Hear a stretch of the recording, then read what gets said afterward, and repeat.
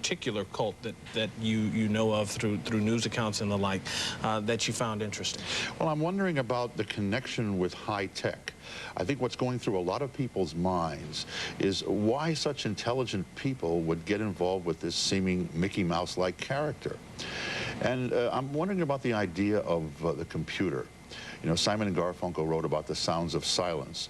This is the first generation that we have experimented with removing people from each other. In previous generations, when people wanted to talk, they'd go out to the stoop and they'd talk, they'd socialize.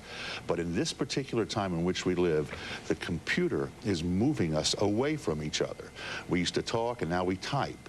So millions of people today will get on their computer and they will start communicating, and they will be talking to everybody, but they'll be really talking to nobody. What does this do, I'm wondering, Ed, to the human psyche when we take away that X factor, that spiritual camaraderie between two people, and we separate them and we isolate them and they talk to each other through email?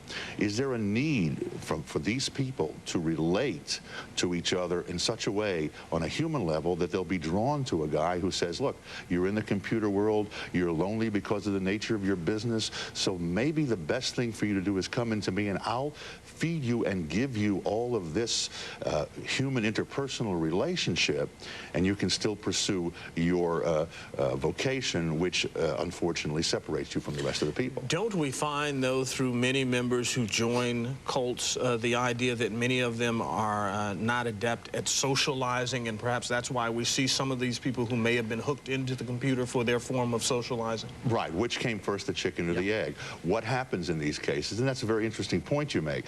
What is going on here? I think that what's happening is that the loneliness in our society is drawing people more to this.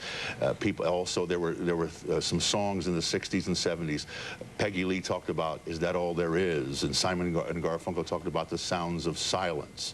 And all of these types of songs and reflected the loneliness in our society. The Beatles talked about all the lonely people. So all of these factors of separating people, and also, when you add to this concept of people who are maybe not that social, they need somebody to feed them that X factor, that spiritual factor. Do you find in today's times that you see an increase in those preying on people, trying to indoctrinate them into cults? Well, I do, but I think that's because the opportunities exist more. When I counsel people, they talk about this loneliness, and you have always had throughout society people who try to take advantage of other people, but what is going on here is we've never had in the history of man a situation where we could communicate without being one-on-one on a personal, physical relationship. This is the first time that we've had that, and we really don't know what's going to happen. If this is indicative of the future, unfortunately, there may be some copycat situations here. What of those who sit on the peripheral, those on the outside? A lot of people say, well, how could people not be able to raise a red flag when they saw all of these people in the homes? How often do we see people actually intercede in situations like this one? Walk down the street of New York, Ed, and what do you see? You'll see people crying in the street and people just not noticing and walking by. And this is happening more and more as people move to the cities. Not noticing tragedy and tragic situations is becoming more and more a part of our society. Anything that families can do? We heard that most of the family members here really felt that there was nothing they could do because they had very little contact, had no idea where these people were.